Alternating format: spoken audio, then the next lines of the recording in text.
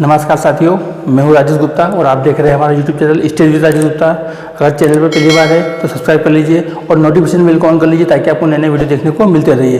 दोस्तों, आज का हमारा टॉपिक है वर्ग। आज हम देखेंगे वर्ग क्या होता है, इसके सॉल्व करने के लिए कौन कौन से फॉर्मूले होते हैं और इसे किस प्रकार से सॉल्व किया जाता है।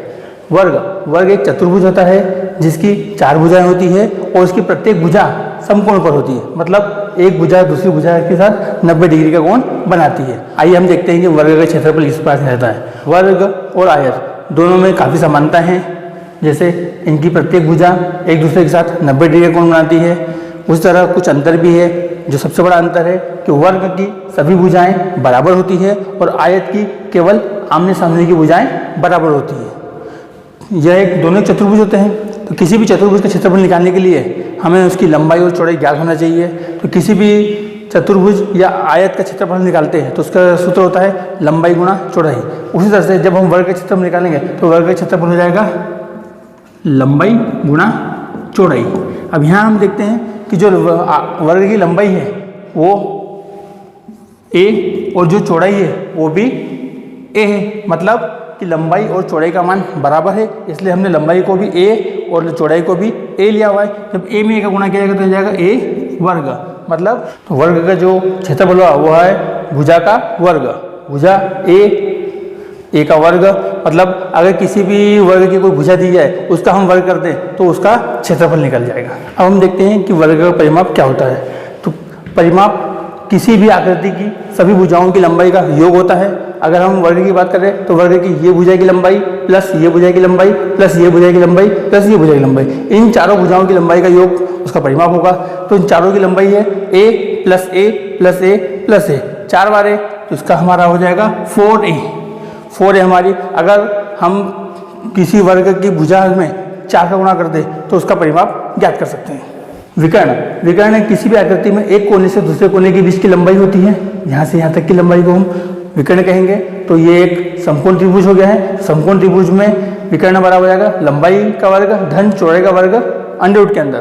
तो यहाँ आ जाएगा लंबाई a है और चौड़ाई भी a है, तो a का वर्ग धन a का वर्ग, तो ये हो जाएगा 2a वर्ग अंडर रूट के अंदर। तो फिर हम क्या करेंगे, जब a वर्ग अंडर रूट से बाहर आएगा तो यहाँ केवल सिंपल एक a बाहर आएगा, तो हमारा विकर्ण हो जाएगा a करनी 2। ये हो जाएगा वर्ग का विकर्ण। दोस्तों, अब हम वर्ग से संबंधित क्वेश्चन देखते हैं। हमारा पहला क्वेश्चन है, एक वर्ग की भुजा जिसकी लंबाई 5 सेंटीमीटर है उसका हमें क्षेत्रफल परिमाप और विकर्ण ज्ञात करना है। तो हमारे यहाँ भुजा की लंबाई मतलब a बराबर दिया हुआ है 5 सेंटीमीटर, हमें क्षेत्रफल परिमाप और विकर्ण ज्ञात करना है। तो सबसे पहले हम करेंगे क्षेत्रफल।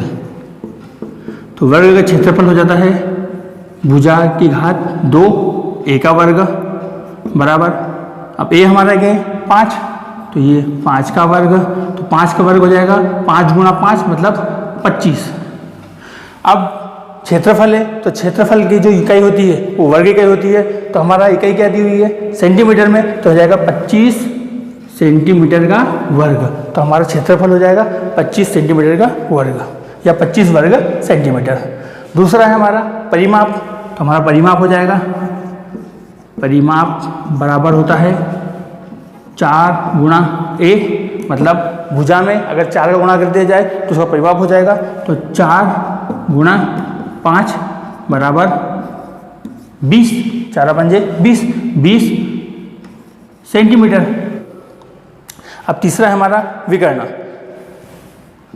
तो वर्ग का विकर्ण बराबर होता है a√2a, मतलब 5 करनी 2, 5 करनी 2 हमारा क्या हो जाएगा विकर्ण की लंबाई है, इसलिए इसका मान भी केवल किसमें होगा सेंटीमीटर में। तो एक क्वेश्चन था हमारा जिसकी भुजा की लंबाई दी हुई थी, इसमें हमने क्षेत्रफल परिमाप और विकर्ण तीनों ज्ञात कर लिए।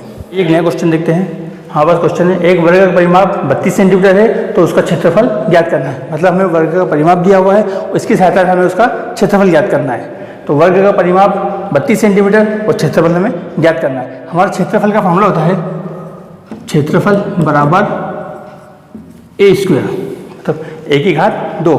हमें क्षेत्रफल निकालने के लिए उसकी एक भुजा का मान ज्ञात होना चाहिए, पर हमारे पास क्या दिया हुआ है परिमाप दिया हुआ है। हम परिमाप की सहायता से पहले भुजा निकालेंगे, उस भुजा का उपयोग हम क्षेत्रफल निकालने में करेंगे। तो हमारे पास होता है परिमाप बराबर 4a, परिमाप की जगह हम रख देंगे 32 बराबर 4 गुना a, इस a को ही रहने देंगे, 4 को इसके बटे में लेंगे तो 32 बटे 4 बराबर a, 4 8 32, तो हमारा a का मान हो जाएगा 8 सेंटीमीटर।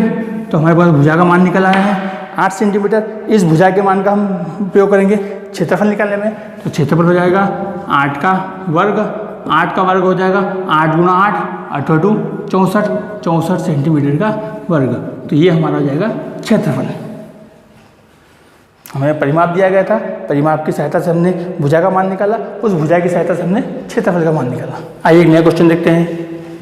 एक वर्ग का क्षेत्रफल 49 मीटर वर्ग दिया हुआ है और उसका परिमाप हमें ज्ञात करना है। मतलब हमें इस क्वेश्चन में उसका क्षेत्रफल दिया हुआ है और उसका परिमाप हमें ज्ञात करना है। तो परिमाप होता है 4 गुणित भुजा या 4a।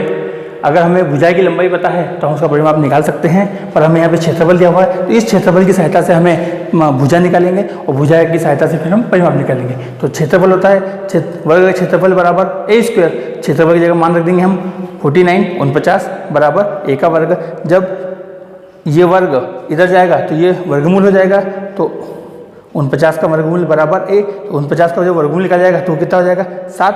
तो भुजा की लंबाई हो गई हमारे लिए 7। अब इस 7 का मान रखेंगे हम परिमाप में, तो 4 गुणा 7 7 चौक 28 परिमाप मीटर में, तो हमारा आंसर हो जाएगा 28 मीटर।